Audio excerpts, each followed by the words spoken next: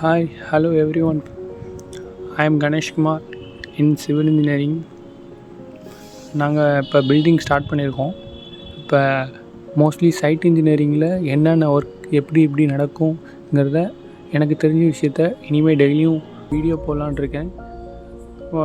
Civil இன்ஜினியராக இருந்தால் mostly side எக்ஸ்பீரியன்ஸில் நிறையா பேச தெரிஞ்சிருக்கணும்.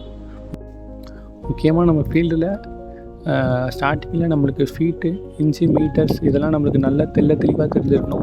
இதெல்லாம் தெரிஞ்சால் தான் நம்ம ஃபீல்டில் நிறைய விஷயத்த கற்றுக்க முடியும். அது இல்லாமல் நம்மளுக்கு இது ஒரு பைபிள் மாதிரி. இது இருந்தால் தான் நம்ம ஃபீல்டு எக்ஸ்பீரியன்ஸில் நிறையா விஷயத்த கற்றுக்க முடியும். அது இப்போ சைட்டுக்கு போவோம்.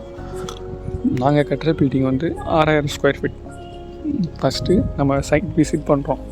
சைட் விசிட் பண்ணிட்டு என்ன பண்ணுறோம், அந்த சைட்டுக்கு ஏற்ற மாதிரி நம்ம டிசைன் பண்ணுறோம். இப்போ நாங்கள் பண்ணுற இடத்துல ஒரு கிணறு நடுவில் இருக்குது. அது என்ன பண்ணுவோங்கிறத பின்னாடி சொல்கிறோம். அது சாண்ட் ஃபில்லிங் போட்டு ஃபில் பண்ணுவோம். அதை நான் பின்னாடி சொல்கிறேன். இப்போ நாங்கள் ஃபஸ்ட்டு என்ன பண்ணோன்னா, சென்ட்ரல் லைன் மார்க்கிங் பண்ணோம். சென்ட்ரல் லைன் மார்க் பண்ணதுக்கப்புறம் ஜேசிபி வச்சு குழி நோண்டுவோம். எக்ஸ்கவேஷன் சொல்லுவாங்க. அது முடிஞ்சதுக்கப்புறம் நம்ம பிசிசி போட்டுட்டு காலம் ரைஸ் பண்ணுவோம். காலம் ரைஸ் பண்ணிட்டு ஒவ்வொரு காலத்துக்கும் செக் பண்ணணும்.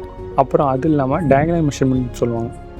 மூளை மட்டும் கிராஸ் செக் பண்ணி ஈக்குவலாக இருக்கணும்னு பார்க்கணும். இல்லைனா பின்னாடி பில்டிங் கிராஸாக போகிறதுக்கும் வாய்ப்பு இருக்குது.